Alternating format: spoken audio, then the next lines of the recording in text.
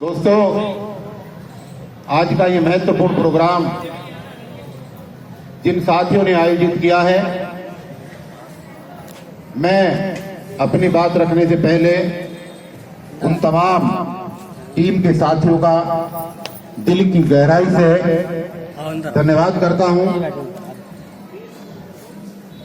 और आप सभी को, और जहां तक मेरी आवाज जा रही है, उन तमाम देशवासियों को इस मंच के माध्यम से देश की आजादी की 75वीं वर्षगांठ पर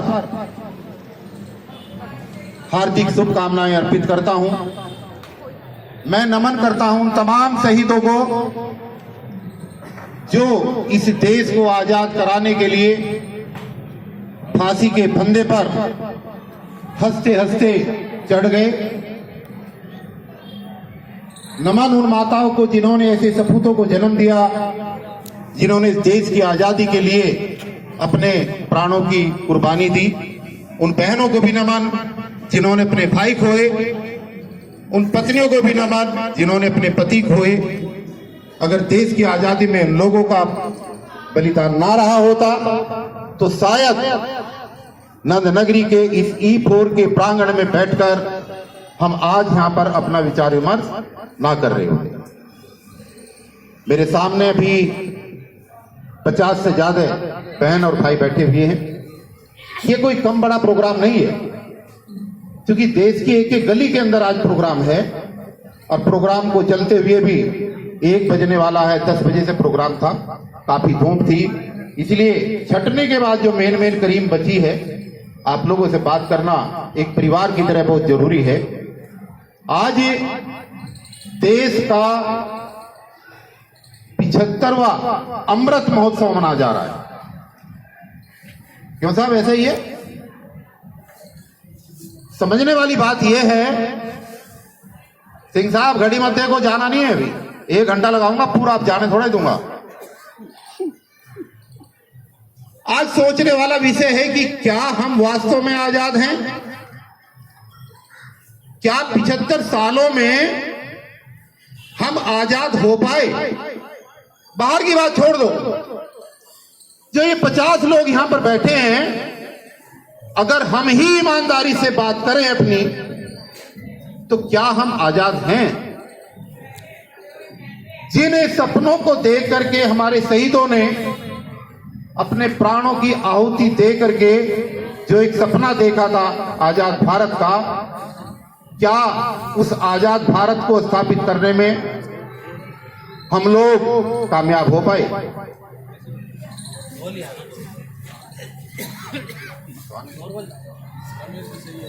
हमारे बीच में हमारे साथी रमेश भिसैया जी आए हैं, उनका स्वागत है और जोरदार तालियों से आप उनका स्वागत करें। पहले पार्षद भी रह चुके हैं यहां से, आज मंच से उनका स्वागत करते हैं। तो मैं ये कह रहा था आपसे कि क्या वास्तव में हम आजाद हैं?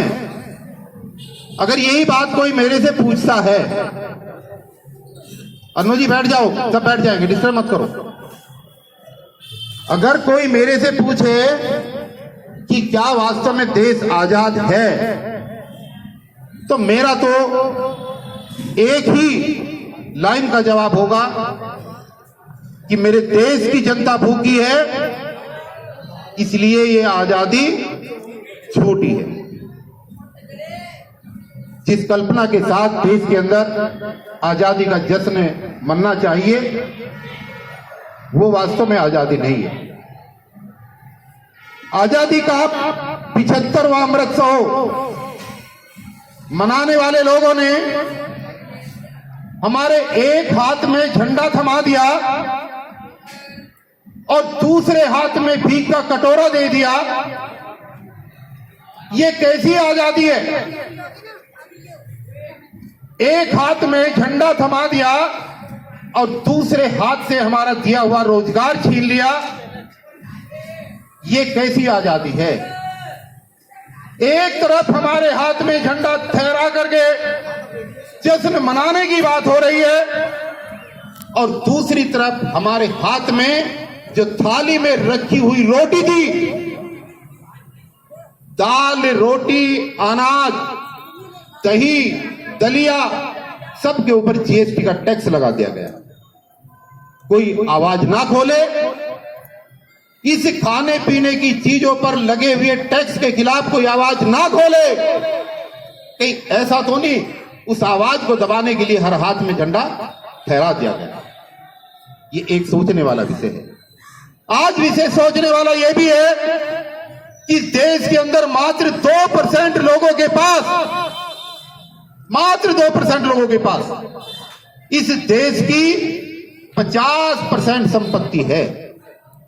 2% लोगों के पास, और 8% लोगों के पास बाकी बची हुई 40% संपत्ति है। अब जो 90% गरीब आदमी इस देश के अंदर है, उसके पास क्या बचा जो हम आजादी इस देश के अंदर मना रहे हैं?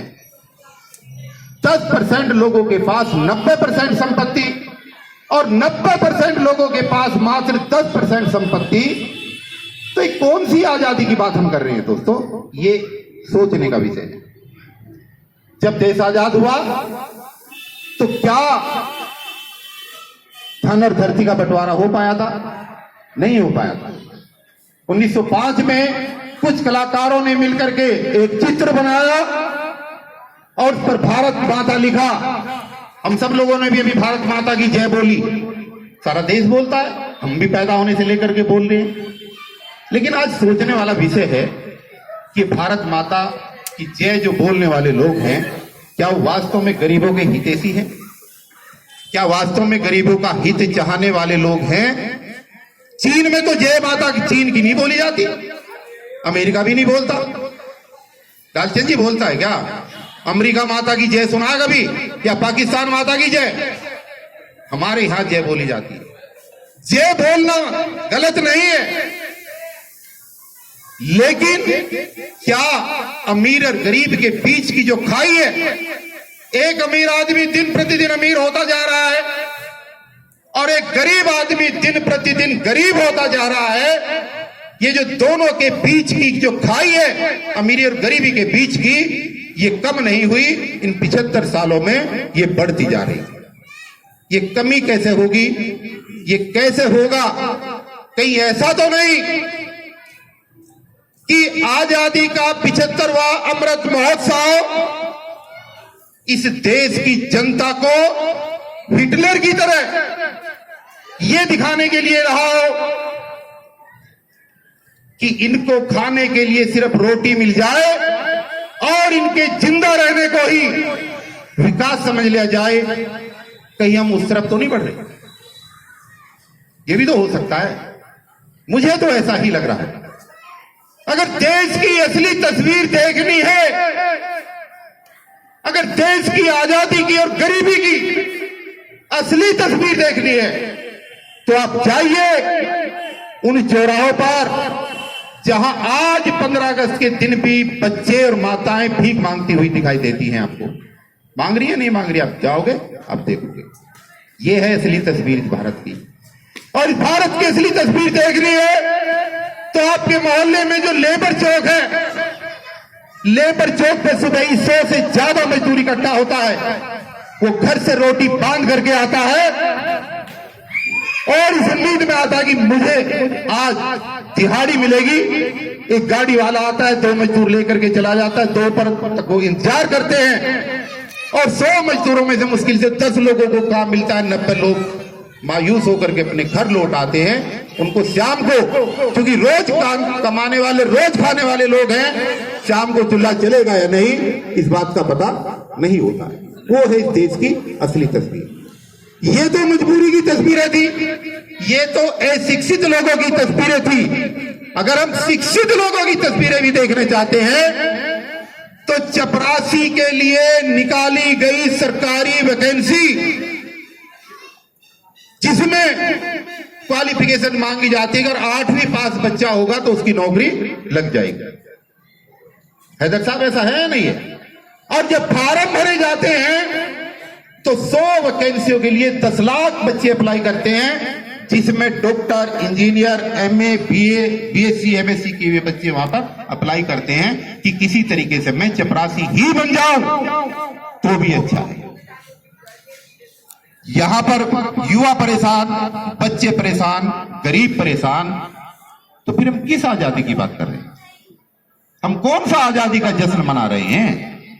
मेरे ख्याल से तो ये आजादी का जश्न जब तक पूरा नहीं हो सकता, इस 130 करोड़ की आबादी के अंदर 30 करोड़ लोग इस भारत के अंदर रात को भूखा सोते हैं, भूखे सोने के लिए मजबूर हैं। ये पूरे देश की रिपोर्ट है, ये मैं नहीं कह रहा हूं, ये इंडेक्स की रिपोर्ट बता रहा हूं आपको। 10 लाख माताएं शाम को रोते हुए अपने बच्चे को ये कह करके सुलाती हैं कि बेटा सुबह तेरे को खाना दूंगी। 10 लाख बच्चे इस देश के अंदर रात को भूखे सो जाते हैं इस उम्मीद के साथ कि शायद सुबह खाना मिलेगा, लेकिन सुबह भी खाना मिलेगा नहीं मिलेगा पता नहीं। तो कौन से जश्न की बात हम कर रहे हैं? कौन सा देश का जश्न हम मना रहे हैं? आज ये सोचने वाला विषय है। क्या 75 साल में वास्तव में हम आजाद हुए हैं? क्या वास्तव में हम 75 साल के बाद गरीब आदमी को आजादी देखने को मिली है? मेरी ये बहनें बैठी हैं यहां पर। जब कोरोना काल था, जब बाप के मरने के बाद बेटा अर्थी को हाथ नहीं लगा रहा था और परिवार के लोग लाश देखने को भी तैयार नहीं थे, तो हॉस्पिटलों में काम करने वाली नर्सों ने, भाइयों ने और बहनों ने उन लाशों को सील किया। घरों से पैदल आई, चूंकि लॉकडाउन में गाड़ियां नहीं चल रही थी, अपनी ड्यूटियां दी। अभी कोरोना को खत्म हुए 1 साल भी नहीं हुआ, सारे हॉस्पिटल से, मैं किसी एक हॉस्पिटल की बात नहीं कर रहा हूं, स्वामी दयानंद अस्पताल हो, दीनदयाल उपाध्याय हॉस्पिटल हो, डॉक्टर अंबेडकर हॉस्पिटल हो, राजीव गांधी कैंसर हॉस्पिटल हो, सबसे लोगों को धक्के दे दे करके बाहर निकाला जा रहा है। क्या इस देश को हम आजाद कहें? जिन लोगों ने इस देश में आहुति दी, क्या वास्तव में ये देश आजाद है? दोस्तों, मेरे हिसाब से ये देश आज भी आजाद नहीं। जब तक हर भूखे व्यक्ति को खाने के लिए रोटी नहीं मिलेगी, शिक्षा नहीं मिलेगी, रोजगार नहीं मिलेगा, तब तक शायद ये आजादी का जश्न जिसको हम मना रहे हैं और पूरा देश मना रहा है, मेरे हिसाब से ये आजादी अधूरी है। एक बात और कह करके कि अगर 75वां आजादी का अमृत महोत्सव इतना खतरनाक है कि रोटी और सब्जी पर भी टैक्स लगने लगा, जो देश की आजादी में 75 साल में कभी नहीं लगा, अंग्रेजों के टाइम पे भी नहीं लगा, तो आप सोचिए कि आज से 25 साल बाद जब देश की आजादी का 100वां जश्न मनाया जाएगा 2047 में, तो उस समय नाचने वाले कौन होंगे और उन नाचते हुए को देखने वाले गरीब लोगों की स्थिति कहां होगी 25 साल बाद? आज ये विषय सोचने का है। क्या गरीब आदमी उस समय तक सरवाइव कर पाएगा? आज बीए पढ़े हुए लड़के, एमए पढ़े हुए लड़के, बीटेक और एमटेक किए हुए लड़के आज 15,000 और 16,000 रुपए की नौकरी करने के लिए मजबूर हैं। आज हवाई जहाज उड़ाने वाला पायलट भी प्राइवेट है। आज हॉस्पिटल में डॉक्टर जो ऑपरेशन कर रहा है वो भी प्राइवेट है।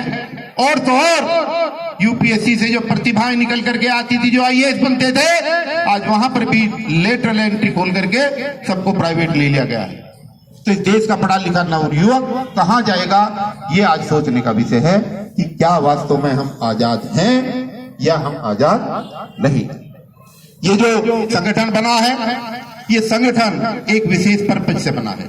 उसके बारे में भी मैं थोड़ी देर आपका ध्यान आकर्षित जरूर करना चाहूंगा, क्योंकि मेरे सामने जितने लोग बैठे हैं सारे के सारे लोग इसी सीमापुरी विधानसभा की ज्यादातर निवासी हैं। बहुत सारे लोगों को आपने एमएलए बना करके भेजा। पिछले 30 साल से ये विधानसभा रिजर्व है, सीमापुरी विधानसभा। बहुत से लोगों को आपने यहां से एमपी चुन करके भेजा, बहुत सारे लोगों को आपने काउंसिलर चुन करके भेजा, लेकिन देश की व्यवस्था के अंदर जो रिजर्व सीट होती है, उन रिजर्व सीट के लिए एक स्पेशल कानून बना हुआ है। और वो कानून ये है कि वहां पर लगने वाला फंड हर विधानसभा में एक अलग बजट के तहत आवंटित होता है। गौर करने वाली बात है जो पढ़े लिखे लोग हैं। मेरी बात अगर 5 लोगों ने भी समझ ली तो मैं समझूंगा कि यह आज ध्वजारोहण सफल हुआ। जिस प्रदेश के अंदर जितने % अनुसूचित जाति के लोग निवास करते हैं, पूरे देश की स्थिति बता रहा हूं, उतने ही % वार्षिक फंड का इतने ही % हिस्सा उन अनुसूचित जाति की रिजर्व सीटों में विकास के लिए खर्च होना होता है। ये कानून है और ये कानून इसलिए बना था कि रिजर्व सीटों के ऊपर रिजर्व कैटेगरी के लोग तो चुनाव लड़ पाएंगे।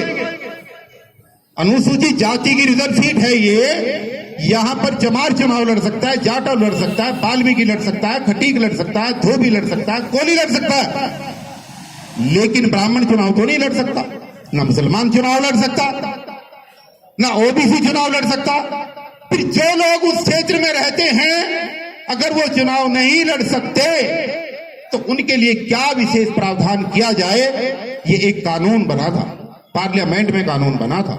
और वो कानून ये कहता है कि उस प्रदेश की आबादी के अनुपात में, उस प्रदेश की आबादी के अनुपात में वार्षिक बजट का इतने ही % हिस्सा उस विधानसभा के वोटर्स के लिए, उस विधानसभा की महिलाओं के लिए, उस विधानसभाओं के युवाओं के लिए, उनके शैक्षणिक विकास के लिए, उनके बिजनेस के लिए वो पैसा दिया जाएगा ताकि वहां पर सब लोगों का विकास हो सके।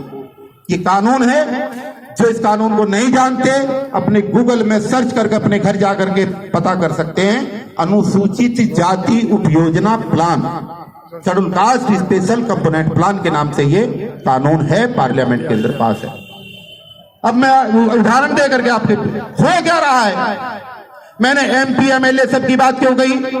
ये बात मैंने इसलिए कही है कि पार्टियां जिन्हें टिकट देती हैं, जो साथी प्रतिनिधि हैं, मैं उनसे माफी चाहूंगा, जो सच्चाई है मैं वो कह रहा हूं, जो पार्टियां किसी को टिकट देती हैं और वो आदमी टिकट के पैसे दे करके टिकट लेकर के आता है और चुनाव में पैसे लगाता है, तो निश्चित रूप से उसकी मजबूरी हो जाती है कि उस पार्टी के सामने वो अपने बहुत सारे हकों को मांग नहीं पाता और वो वही करता है जो पार्टी की गाइडलाइन कहती है, उससे बाहर नहीं निकल पाता। उसकी मजबूरियां होती है, उसमें उसकी गलती नहीं है, उसकी मजबूरियां हैं कि जिसने टिकट किया और नेता बनाया तो उसकी बात मानेगा ना।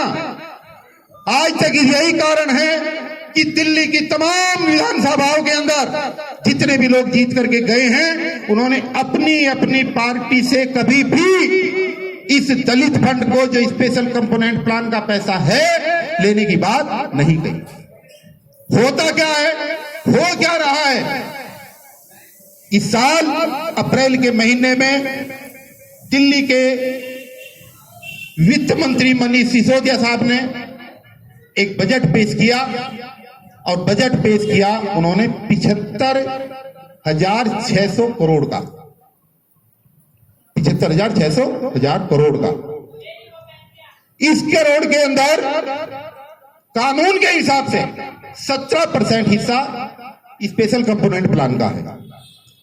अगर आप कैलकुलेट करेंगे तो सीधा सीधा 12,000 करोड़ रुपया बैठता है। और दिल्ली में विधानसभा कितनी है? 12 ही रिजर्व विधानसभा है। तो 12,000 रुपए 12 विधानसभाओं के लिए अगर सैंक्शन हुआ, और आप RTI ही लगाइएगा, आप पढ़े लिखे लोग हैं, आप RTI लगा करके पता करिए कि कानूनी रूप से पैसा है या नहीं है। बिल्कुल क्लियर लिखा हुआ आएगा कि हाँ, सरकार ने 12,000 करोड़ रुपए का फंड निकाल करके आपके लिए अलग रखा हुआ है, क्योंकि वो कानून का पार्ट है। केजरीवाल जी ने रखा है वो। लेकिन हो क्या रहा है कि धीरे धीरे अप्रैल को 4-5 महीने तो हो गए, 6-7 महीने और गुजर जाए, जैसे ही मार्च आएगा, क्योंकि दूसरा बजट अप्रैल में आना होता है, मार्च के महीने में एक मीटिंग होगी मुख्यमंत्री की अध्यक्षता में, और उस मीटिंग के अंदर एक लाइन का प्रस्ताव पास कर दिया जाएगा कि इस फंड को 1,000 करोड़ रुपए के फंड को सीमापुरी विधानसभा का कोई भी आदमी लेने के लिए नहीं आया है। फिर क्या हो कि इस फंड को किसी और योजना में लगा दिया जाता है, जबकि सच्चाई यह है कि सीमापुरी की गली के अंदर, सीमापुरी के मोहल्ले के अंदर ना कोई एमपी आया, ना एमएलए आया, ना काउंसलर आया, ना नेता आया, ना पेता आया। किसी ने यहाँ की जनता को आकर के ये नहीं कहा कि आपके हक के 1000 करोड़ रुपए वहां पर रखे हैं, अगर आपके घर में एक जवान बच्चा है तो बिजनेस के लिए 2 करोड़ रुपए का लोन ले सकता है। अगर कोई बहन उच्च शिक्षा प्राप्त करना चाहती है तो वहां से लोन ले सकता है। जब सरकार बताएगी ही नहीं, वैसे तो बहुत बड़े बड़े होर्डिंग लगा देते हैं छोटी छोटी बातों पे, इस फंड के होर्डिंग क्यों नहीं लगाए आज तक केजरीवाल जी? इसके भी तो होर्डिंग लगने चाहिए। और वो सारा का सारा पैसा धीरे धीरे हर साल इसी प्रक्रिया के तहत वापिस चला जाता है। ये सारी चीजें दोस्तों इसलिए हो रही है कि जिन लोगों को आप अपनी वोट दे करके चुन करके भेजते हैं, उनका आधा समय तो चुनाव में खर्च किए धन की वापसी के लिए खर्च हो जाता है। भाई जो आदमी करोड़ों रुपए लगा करके प्रतिनिधि बनेगा, पहले अपना खर्च पूरा करेगा, और जब 2.5 साल उसको हो जाते हैं तो उसको चिंता अगली योजना की लग जाती है कि दोबारा भी मुझे ही बनना है, किसी और को टिकट नहीं लेने दूंगा। इसलिए फिर वो उस उधेड़ बुन में लग जाता है। इसलिए उसकी हिम्मत नहीं हो पाती कि वो ईमानदारी के साथ अपनी पार्टी के हेड के आंखें से आंखें में आकर के ये कह सकेगी मेरी विधानसभा का हिस्सा है, आप इसको दीजिए, मेरे विधानसभा में इसको खर्च करने का समय आ गया है। आज तक किसी ने भी प्रतिनिधि ने भी ये बात नहीं कही। आंध्र प्रदेश के अंदर ये बात शुरू हुई है, वहां पर कानून बना करके वहां की आबादी के हिस्से के साथ पैसा लगाया जा रहा है, और जो पैसा नहीं लगेगा वहां पर विधानसभाओं में एक्ट बना करके ये कह दिया गया कि जो पैसा नहीं लगाएगा जो अफसर, उसको जेल में डाल दिया जाएगा। ये कानून यहां पर क्यों नहीं बना? यहां पर वो कानून क्यों नहीं बना? आदरणीय केजरीवाल साहब, लोकपाल का बहाना बना करके आप दिल्ली की राजनीति में आए थे। लोकपाल का था ना कि लोकपाल लेकर के आऊंगा, भ्रष्टाचार मुक्त दिल्ली दूंगा। कहां गई? एक मंत्री जेल में है और दूसरा मंत्री लाइन में लग रहा है, एक के साथ एक फ्री के चक्कर में। ये देख रहे हो आपके सामने हो रहा। कहां गई वो वादे जिसमें यह कहा गया था कि वाल्मीकि समाज का सफाई कर्मचारी जो झाड़ू लगा रहा है, अगर झाड़ू लगाते लगाते उसकी डेथ हो जाएगी तो उसके परिवार को 1 करोड़ रुपए दूंगा। जब ये बात कही थी, जब तो कोरोना भी नहीं था, ये बात तो 2015 में कही थी, ये बात तो जब कही थी जब कोरोना तो 2020 के बाद आया है, चुनाव तो 2020 में भी हुआ है। 20 का मैनिफेस्टो आपका 19 में बन करके तैयार हुआ। तो कोरोना वालों को तो क्या, यहां पर जो 58 लोग शहीद हुए हैं कोरोना के दौरान, उनको 1 रुपया भी आज तक नहीं दिया। कहां गए वो वादे जिसमें कहा था कि सारे कच्चे कर्मचारियों को पक्का करूंगा, सारे कर्मचारियों को पक्का करूंगा। आज हालात ये है, साथ में ये भी वादा था कि 10 लाख कर्मचारियों को, नए युवाओं को रोजगार दूंगा। आजकल वही बात गुजरात में भी कह रहे हैं साहब, 10 लाख। लेकिन मेरे प्यारे भाई और बहनों, आरटीआई लगा करके पता करो, मैंने पता किया है कि 7 साल के केजरीवाल के शासन के अंदर अभी तक सिर्फ 859 लोगों को सरकारी नौकरी दी गई है। 859 लोगों को। वादा कितना किया था? 10 लाख लोगों को। तो इससे बड़ा छोटा आदमी दुनिया में कोई पैदा होगा क्या? जो भी वादे किए और जितने भी वादे किए, अपने किसी भी वादे पर अटल नहीं रहा। लेकिन हम और जितने मेरे भाई यहां पर मौजूद हैं वाल्मीकि समाज के, वो क्योंकि उसने चुनाव चिन्ह वो ले लिया और वो समझ बैठे कि ये तो हमारी पार्टी है, ये तो कोई हमारे ही आदमी स्पेशल निकल आया। बहुत खुशी है। जब यहां पर पहली बार सरकार बनी, मैं 22 दिन शिमला में था, तो वहां पर पार्किंग वाला लड्डू बांट रहा था। मैंने कहा भाई तू लड्डू क्यों बांट रहा? नहीं साहब खाओ पहले। मैं हो सकता है छोरा वोरा हुआ हो। मैंने उससे पूछा तो वह कह रहा कि हमारी सरकार बन गई। तो तेरी सरकार कहां से बन गई भाई, यहां तो चुनाव भी नहीं हुआ। अरे साहब, दिल्ली में झाड़ू की सरकार बन गई। कहने का अर्थ यह है कि इतनी दूर तक झाड़ू लगाने वाले लोगों के अंदर यह भ्रम पैदा कर दिया गया कि झाड़ू का चुनाव चिन्ह होने की वजह से केजरीवाल की सरकार वाल्मीकि समाज की सरकार है। ये भ्रम फैला करके वोट लिया गया। लेकिन आज भी अगर ये समाज ना सुधरा, क्योंकि एक भी आदमी को पक्का नहीं किया, एक भी आदमी को 1 करोड़ रुपया नहीं दिया, एक भी भाई को सरकारी नौकरी नहीं दी, एक के साथ एक फ्री पिला करके सबसे ज्यादा झुग्गी झोपड़ी में रहने वाले लोगों का सत्यानाश किया है। क्या है ये जो सरकारें कर रही हैं हमारे साथ? आज उनसे कुछ सबक लेने की जरूरत है। हम तो आज भी ये कहते हैं कि योजनाओं को बताओ, इस जगह पर योजनाओं को आकर के बताओ। 1000 करोड़ रुपए आप कैलकुलेट करना, 1000 करोड़ रुपए अगर 2 लाख वोटर्स में बांट दिया जाए, निकाल करके देखना, तो भाई साहब हर वोटर को 5000 रुपए हर महीना मिलते। निकाल के देखो, वो पैसा आपका बंधा हुआ रखा है। लेकिन जिन लोगों को आपने वोट दिया है वो लोग उससे पैसे को नहीं ला सकते, क्योंकि उन आकाओं के सामने मुंह खोलने की उनकी हिम्मत नहीं है। यही राजेंद्र पाल गौतम जब बैग उठा करके हमारे साथ चलता था, इस मुद्दे के लिए सबसे ज्यादा झगड़ा करता था, लेट जाता था रोड पर। लेकिन आज वही कैबिनेट मंत्री है, उसी का डिपार्टमेंट का मामला है, लेकिन उसके मुंह से आवाज नहीं निकली, क्योंकि वो सबसे बड़ा गुलाम बना हुआ है, वो सबसे बड़ा पार्टी का दलाल बना हुआ है। जब मंत्री 22वें की बात है, तो भाई 12 विधानसभाओं में से 22वें की बात है ना, कि वो यहाँ के एमएलए के साथ साथ मंत्री भी हैं। अगर एमएलए के साथ मंत्री रहा हुआ व्यक्ति इस काम को नहीं करा पा रहा है, तो बाकी पार्टियों से ये उम्मीद करना गलत है कि शायद वो करे। हम तो विनम्रता के साथ आज 15 अगस्त के शुभ अवसर पर आदरणीय केजरीवाल साहब से, राजेंद्र पाल गौतम जी से, देश के आदरणीय प्रधानमंत्री नरेंद्र मोदी जी से, तमाम पार्टियों के नेताओं से, सोनिया गांधी से, राहुल गांधी से, तमाम नेताओं से ये अपील करते हैं कि हमारे उस पैसे को हमारे विकास के लिए दे दो। सीमापुरी विकास के अंदर हजारों बच्चे ऐसे हैं जो पढ़ने लिखने के बाद चौराहों पर खड़े होकर के इसमें के बनने की कगार पर हैं, जिनके पास कोई रोजगार नहीं है। उस पैसे को दे दो ताकि ये बच्चे आगे बढ़ जाएं, ताकि ये महिलाएं आगे बढ़ जाएं।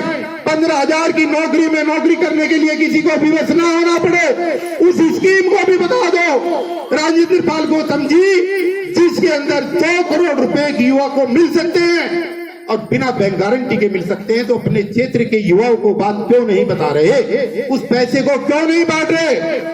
कारण यह है कि उस पैसे को बटोर करके जो इस विधानसभा के युवाओं के लिए लगना चाहिए, उस पैसे से अमीर लोगों को बिजली की सब्सिडी देने का काम किया जा रहा है। एक ऐसे लोग, वकील साहब चले गए क्या? चले गए मेरे वकील। कब से गरीब होने लगे जरा बताएं? वकील गरीब होते हैं क्या? वकील 1-1 लाख रुपए, 50-50 हजार रुपए लेकर के केस लड़ते हैं। वकीलों के चैम्बर में लगे हुए मीटरों की 400 यूनिट बिजली फ्री कर दी गई। भाई वो कौन सी जन कल्याणकारी योजना है? वकील कौन सा गरीब होता है? और एक आदमी के 10 मकान हैं और 10 मकानों में 50 किराएदार रह रहे हैं। वो सबके किराए से किराया भी वसूल कर रहा है और किराए के साथ साथ किराएदार से 10 रुपए प्रति यूनिट के हिसाब से बिजली का बिल भी ले रहा है, फिर भी उसकी बिजली माफ कर रखी है। क्यों? ये कौन सी गरीबों की योजनाएं चला रखी है? सच्चाई ये है कि ये योजनाएं गरीबों की नहीं है, बल्कि गरीबों के फंड का पैसा वोटों की रिश्वतखोरी के लिए अमीरों के अंदर बांटा जा रहा है, जिसको ये मोर्चा आने वाले समय में बटने नहीं देगा, बिल्कुल नहीं बटने देगा। अच्छा राजा, आदर्श राजा वो होता है जो अमीरों के पैसे से, दिए हुए टैक्स के पैसे से गरीब जनता को राहत दे, वो आदर्श राजा माना जाता है। लेकिन जो राजा गरीबों के पैसे को अमीरों में लुटाए, वो कभी भी आदर्श राजा नहीं होगा। दिल्ली में यही हो रहा है। लेकिन हमें पता नहीं लग रहा। हमारी एक जेब से पैसा निकाला जा रहा है और वही पैसा हमारी दूसरी जेब में रखा जा रहा है, लेकिन हमें अपने पैसे का पता नहीं है कि हमारा ही पैसा है, कि ना सिर्फ ये हमारे पास आना चाहिए था बल्कि ये पैसा उन लोगों के पास जा रहा है जिनका इसके ऊपर कोई अधिकार नहीं है। तो आज 15 अगस्त के शुभ अवसर पर आप लोग यहाँ पर इकट्ठा हुए हैं। मेरी आपसे गुजारिश है, हम नहीं कह रहे कि आप किसको वोट दो, लेकिन हम ये जरूर कह रहे हैं कि जिन लोगों ने आपको अपने हक का पैसा आज तक नहीं दिया, जिन लोगों ने आपको आपके नागरिक अधिकार सुरक्षित रखने की जानकारी नहीं दी, ऐसे लोगों से आप सचेत हो जाएं। आप अपनी वोट को जाति के नाम पर, धर्म के नाम पर, क्षेत्र के नाम पर, वाद के नाम पर किसी भी तरीके से ना दें। आप अपनी वोट का इस्तेमाल सही तरीके से करना सीखें। अगर आपने अपनी वोट को खराब किया और समाज के लोग ये बात समझ लें कि जो लोग अपनी वोटों की रक्षा नहीं कर सकते वो लोग कभी अपनी बहन बेटियों की इज्जत और आबरू की रक्षा नहीं कर सकते। वोट बहुत कीमती है और उस वोट को हम चुनाव के समय कभी अद्दे में, कभी पौवे में, कभी मुर्गे में, कभी मछली में, कभी कंबल में, कभी साड़ी में और कभी 500 के नोट में बेच रहे हैं। पहले हम बेचते हैं और फिर वो खरीदने वाले के पास जब हम काम कराने के लिए जाते हैं तो वो कहता कि तुझे तो मैंने पैसे दिए थे भाई, तुझे अकेले को नहीं दिए, तेरी पूरी गली के नाम के तुझे तो दिए थे, फिर तेरा मतलब क्या है मेरे से काम कराने का। ये जवाब मिलते हैं कई जगह, मैंने खुद ये जवाब सुने। इसलिए आज प्रण लेकर जाएं, संकल्प लेकर जाएं कि आने वाले समय में ऐसे लोगों को जिन्होंने क्षेत्र की जनता को बेवकूफ बनाया है उनको वोट ना दें। अपने बीच के ऐसे व्यक्ति को चुन करके भेजें, अपने ही बीच के, जो टिकट खरीद करके ना लाए, जो टिकट खरीद करके पैसे दे करके ना लाए, और जब उसको आप वहां पर भेज दें तो उसका गिरेबान पकड़ करके अपने नागरिक अधिकारों की सुरक्षा के लिए उससे लड़ना और लड़ करके आपके फंड को वापस ला करके दिखाएं। ऐसे व्यक्तियों को चुनना और लोगों को जागरूक करने का काम करें। तो आज बहुत ही महत्वपूर्ण मीटिंग आज राहुल ढीकिया जी, जो इस मोर्चे के हमारे सीमापुरी विधानसभा के अध्यक्ष हैं, और उनकी पूरी टीम के सौजन्य से जो हमारे राष्ट्रीय चेयरमैन हैं भाई राजेश घाघट जी, जो बहुत ही महत्वपूर्ण कड़ी हैं इस पूरे मोर्चे के, इन लोगों के प्रयास से और इनकी पूरी टीम के प्रयास से जो ये आज आयोजन हुआ। और ये बता दूं मैं आपको, मेरे सामने तो 50 साथी भाई और बहन जिम्मेदार लोग मेरी